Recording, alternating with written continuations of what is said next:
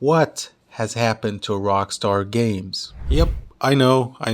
My schedule is extremely rough, and I understand that. But hear me out. My old PC got broken in January. Yeah, 2025 is off to a great start. Anyways, back to the video. Well, Rockstar has done so much to gaming. It's an innovative company, and any game Rockstar made was ahead of its time and a critically acclaimed game.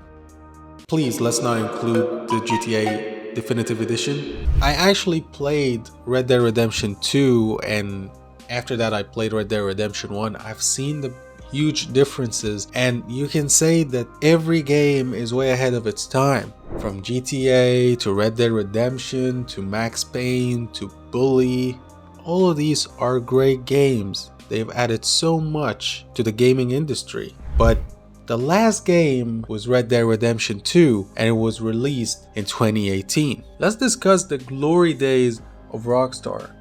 Well, back in the day, Rockstar has released many games over time, and I'll be covering the games that are familiar with the mass and the ones I played, starting from GTA.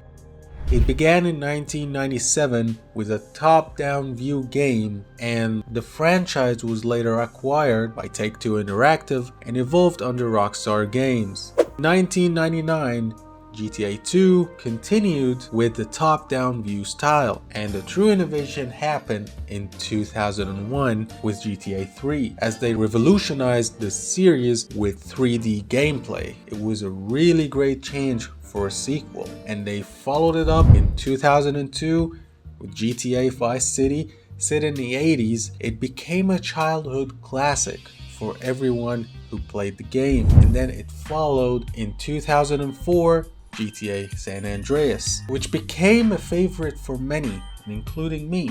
This game was extremely large in the map and in the gameplay, and also after that releasing spin-offs like GTA Liberty City Stories and Vice City Stories in 2005, 2006 respectively, offering new characters and locations and trying out new things. And now with the revolutionary GTA 4, released in 2008, which has marked the start of the HD universe with realistic gameplay, physics,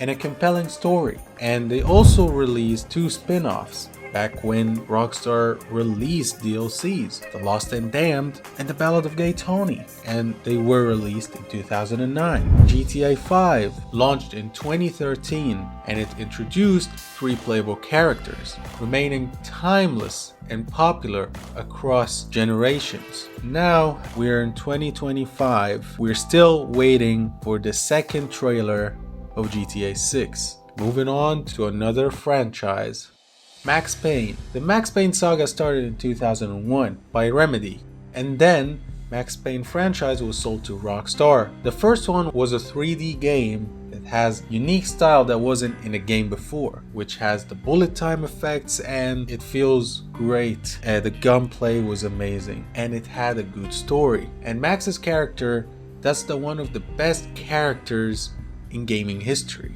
with his amazing voice acting and unique graphic novels instead of the janky cutscenes at the time, and the other unique and iconic things as well. Yeah, I didn't say that they're in a good way, but they were iconic, at least. And in 2003, Max Payne 2 was released, which was the best Max Payne for most of the fans, me included. I really enjoyed the gameplay of this game. It had something that no matter how long you play, you won't feel bored, with more focus on the story, and it's better in everything. Talk about changes in a sequel. And after 9 years, in 2012, Max Payne 3 was released.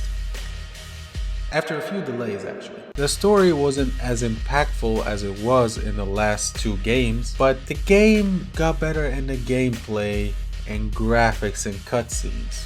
But the graphic novel style was better. The problem is there were too many changes to the core game itself that almost didn't feel like a Max Payne game, because you switched the place and you changed so many characters in the story. You didn't make it about Max, it's about something else. Moving on to another series. In 2003, they released the most controversial game, Manhunt. And I say controversial because you can kill people in many unspeakable ways. And it followed in 2007. Manhunt 2 was released to even add more controversy. Two bloody games, extremely violent with unique finishers and a good stealth approach, but the game was really gory. But most of us really loved this game, and to be fair, I wouldn't mind more releases. But with modern gaming, I don't think they will release a controversial game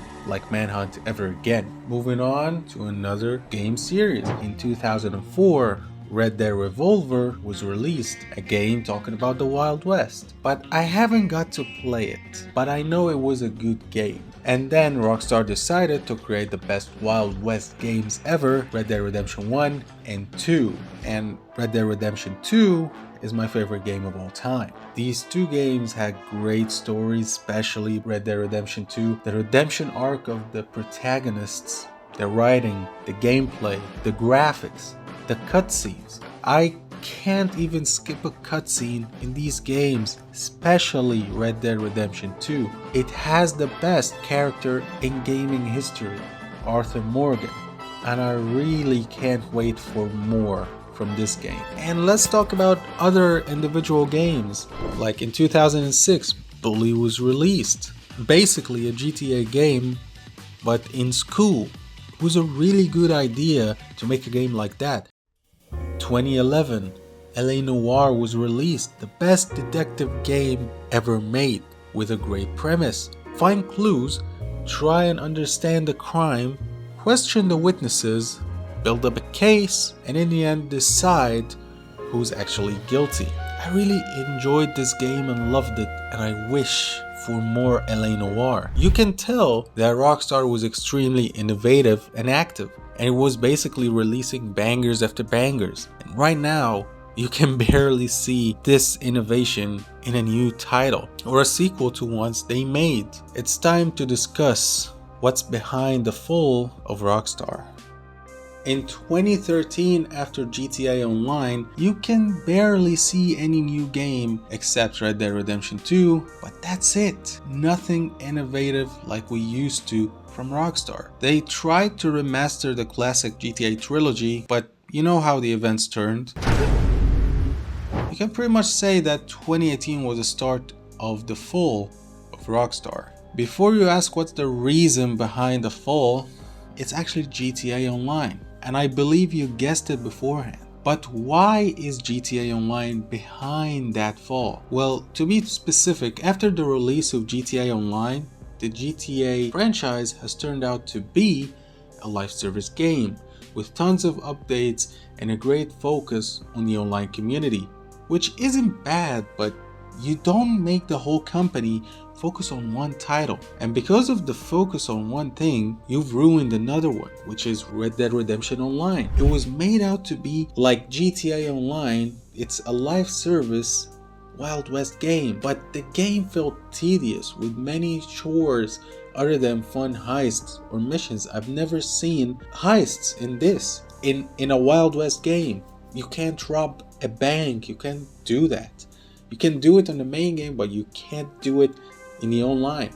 And there are not too many missions. They're just repetitive. And the game is actually dead, but the only thing it has, it's the amazing single player, and that's it. But unfortunately, the focus on GTA Online hasn't ruined a single game. It has ruined many plans for the company, like a GTA 5 DLC that was similar to Undead Nightmare.